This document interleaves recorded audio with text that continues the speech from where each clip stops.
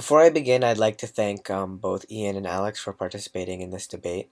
But there are a couple of issues that involves all aspects of Alex's argument that need to be addressed. First and foremost, there were no citations made for this debate. Even though orally you may have brought up some certain points with some quotations, I have no idea where they came from, and neither does the judge have enough information to properly research and see exactly where they came from. So that makes it very difficult to add validity to all of your statements.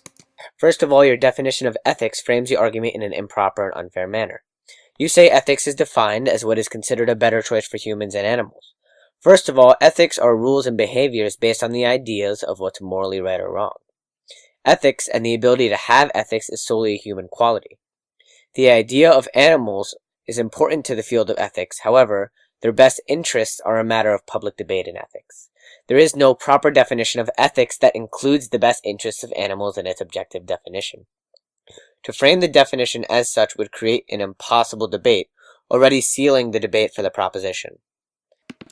Furthermore, all of Alex's arguments ignore the fact that meat eating can be scaled down and kept to more humane standards as to reduce pollution, as well as increase the safety of meat and improve treatment of animals.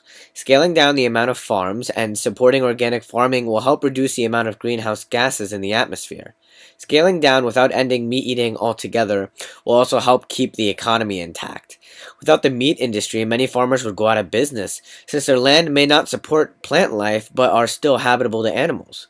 It takes a lot less employees to manage a crop farm than it does an animal farm, and a lot of people would be put out of the job, causing a very dangerous recession. Reducing the amount of animal farms without eliminating them will also put extra care into the process of taking care of animals, as well as the meat processing to keep it safe. Organic farms hold themselves to very high ethical standards and are given room to graze and grow properly. Furthermore, many organic farms do not pump any hormones into their animals. In fact, European animal farms constantly do research on the best ways to keep cows healthiest with the least amount of human intervention possible. Without large factory farms, the big business food lobby will lose its power. Thus, the FDA will be able to put more proper regulation to protect people from the health risks of unhealthy meat.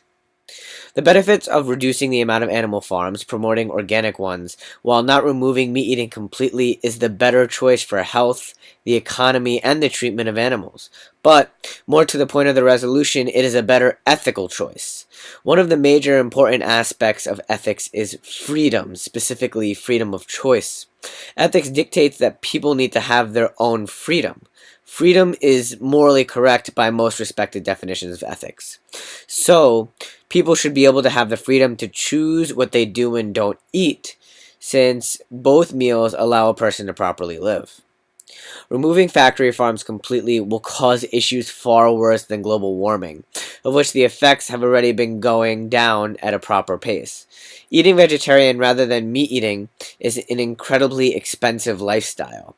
With no more meat, eating will become too expensive for the lower class.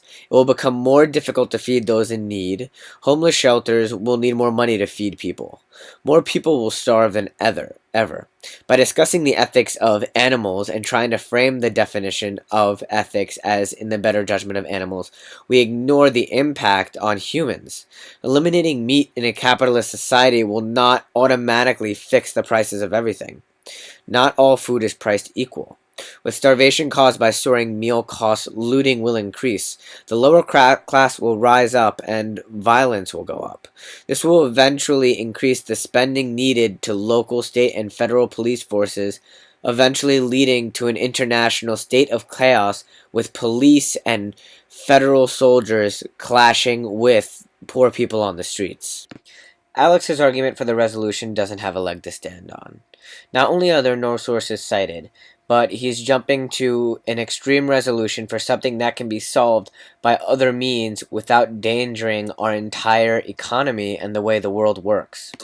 Supporting the resolution without considering all the options will have a dangerous impact on a lot of people who are living today, which is extremely ethically reprehensible, which is why being a vegetarian can't be considered ethically better than meat eating.